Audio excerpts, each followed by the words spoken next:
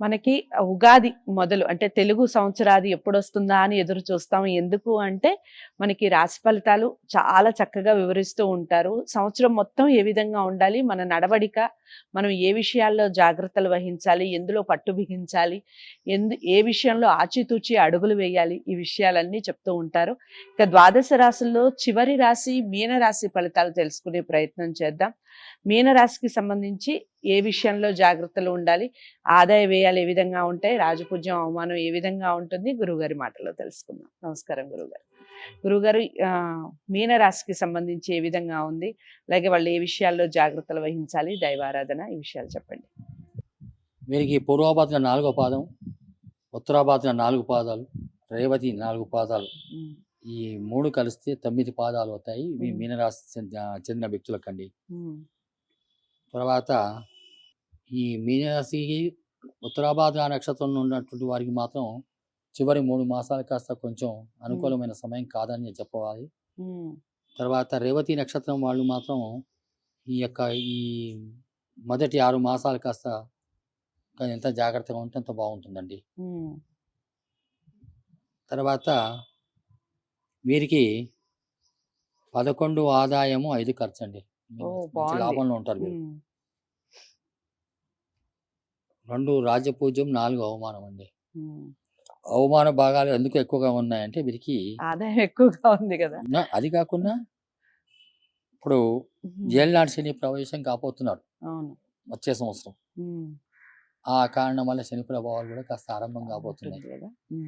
అయితే ప్రస్తుతం గురువు మాత్రం మంచి ధనస్థానంలో ఉన్నాడు, ధనలాభంలో ఉన్నాడు. ఏప్రిల్ 30 వరకు కూడా ద్వితీయంలో ఉండటం వల్ల మనస్సౌఖ్యం ఉంటుంది, కీర్తి ఉంటుంది, సత్ప్రవర్తన ఉంటుంది, కార్యజయం ఉంటుందండి.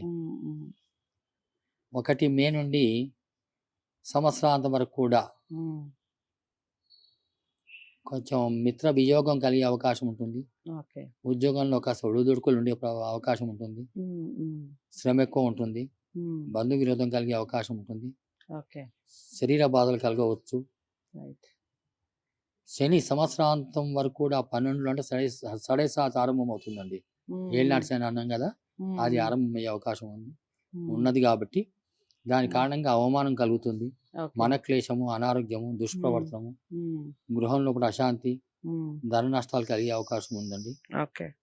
రాహు సంవత్సరం మొత్తం కూడా 1వ స్థానంలో ఉండడం చేత భయము, అనారోగ్యము, ప్రవాసం అంటే ఉన్న స్థలం నుంచి వేరే చోటికి వెళ్ళిపోవడం లాంటివి కూడా జరగవచ్చండి.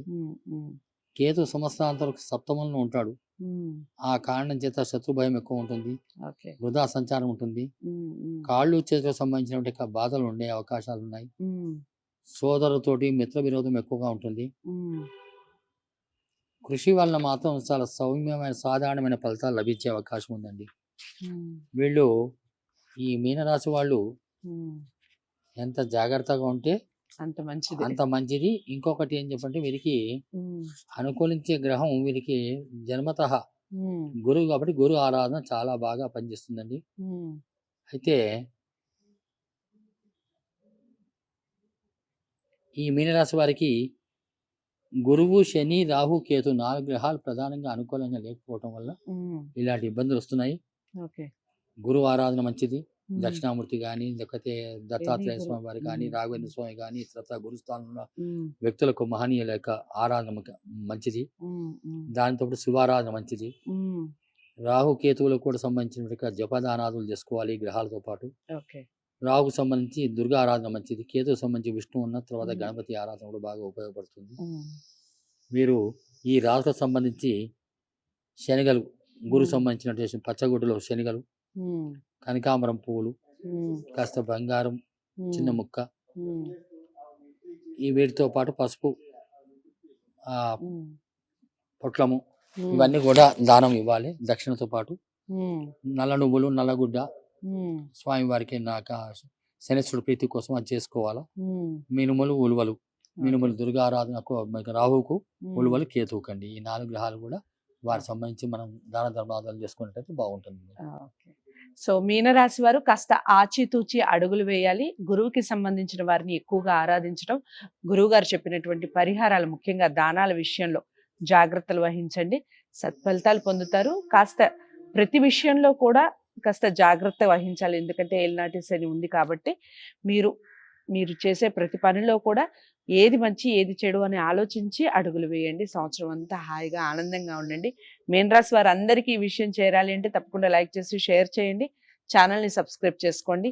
ఇలాంటి మరిన్ని మంచి కార్యక్రమాలతో మళ్ళీ మీ ముందుకు వస్తాను. ఇంతవరకు సెలవు. నమస్తే.